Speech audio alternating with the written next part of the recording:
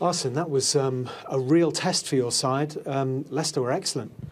They were excellent, they are a good side, and we know that from the first game we played against them, and having watched it on the tapes, they play well, they're always punished when they make a mistake, and but they are never dominated, and I feel in the first half we played well, we were in control. In the second half we dropped physically, and once they got the 2-1, we a bit, became edgy, and in the end we got away with it, but they played very well.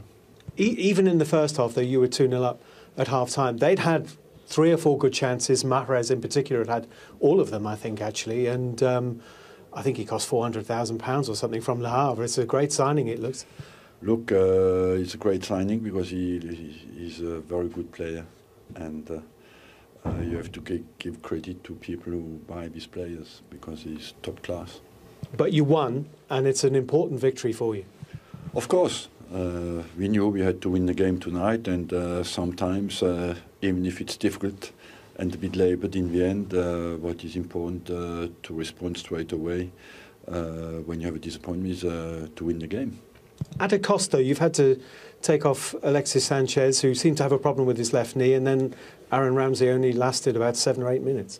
That was amazing, yes, because we lost Ramsey and we lost Sanchez from the start. I don't think Sanchez is bad, but he got a kick at his knee that became worse during the game. And overall, I think he will be available soon. And Aaron is it's very early to say, but...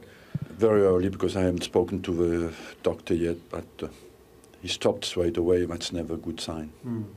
At the end, you were hanging on a little bit, but sometimes you can play brilliantly and win 5-0, and sometimes you win 2-1, and at the end of the day, it doesn't really matter. What matters is the 3 points, and in the season you have all kinds of different things to handle, and today we had to do that, and we did it with spirit, and until the end the team was focused to do well and to win the game.